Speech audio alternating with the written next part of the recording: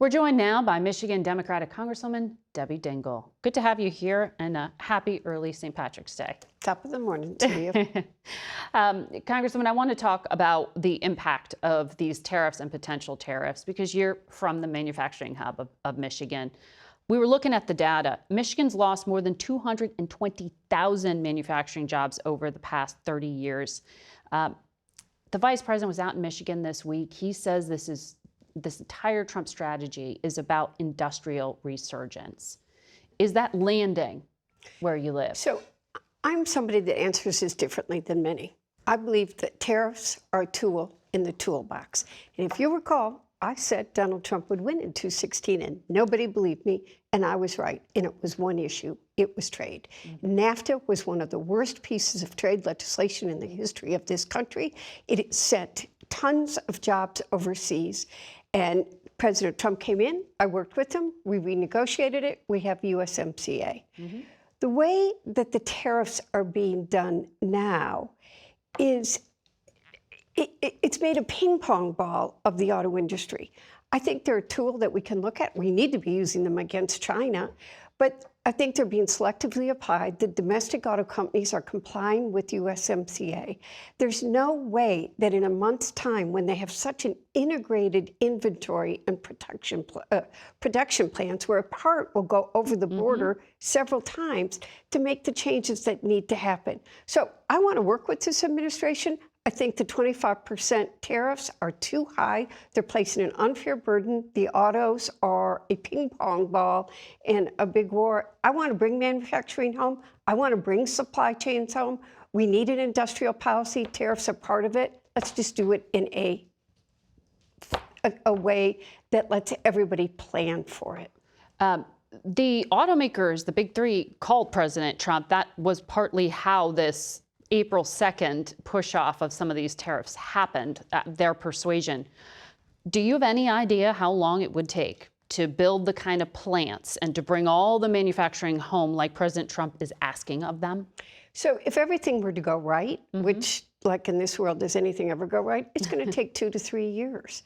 Our suppliers also, there are many, and by the way, we need to immediately renegotiate USMCA. It's time to look at it.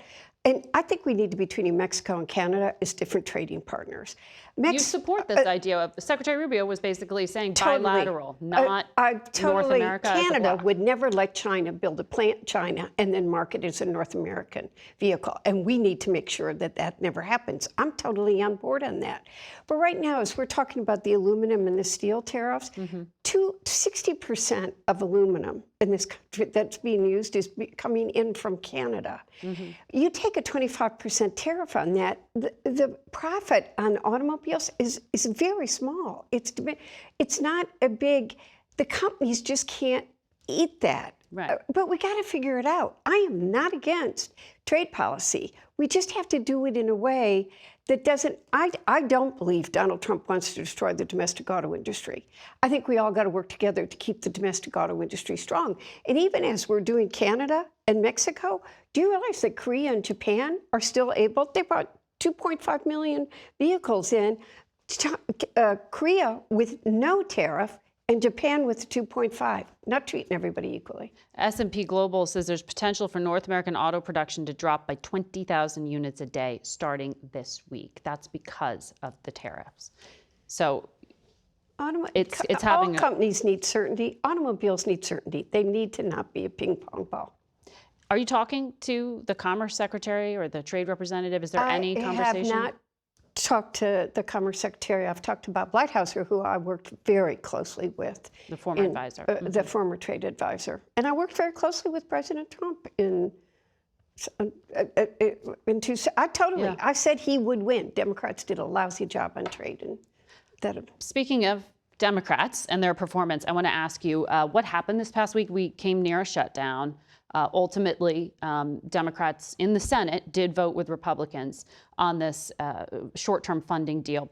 Senator Murphy of Connecticut was on another network this morning, and he said it would have been a risk to shut down the government, but it was probably worth taking. You know, do you agree?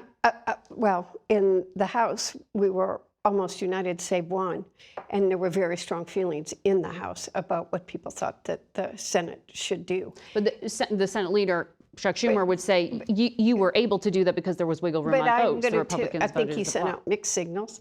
I think if Schumer did. Senator Schumer sent out mixed signals, and I talked to a lot of labor last week. AFGE, whose employees were going to be impacted the most, were very torn about what to do because concerned about their employees, who I'm meeting with daily when I'm out there, came out against supporting it because they felt like they were already being harmed. There was already just a license for DOJ to go ahead and do whatever it wants. They're not, including Congress, not abiding with it. People are being hurt. But Margaret, people are angry. We got to move on. Reconciliation is coming up. We have got to be united as Democrats in making sure reconciliation, and we protect people from having their health care cut, Medicaid cut, Social Security cut, or Medicare cut in any way, shape, or form. Can Leader Jeffries actually maintain that kind of unity in the House? He showed you that he could do it last week. And I can tell you that I don't think anybody has been home. If you're home, my town halls look like a Republican town hall. I'm not taking it personally. People are scared. They want to see us do something. You mean people are shouting, people are angry, people are upset? They want to see Democrats fighting back, and they're really scared about what's going to happen to them, particularly on seniors. And I went to my asthma doctor, and a woman in a wheelchair with her child started crying with me in the hospital. What are you going to do so my child can still come here? Congresswoman, thank you. We'll have to leave it there.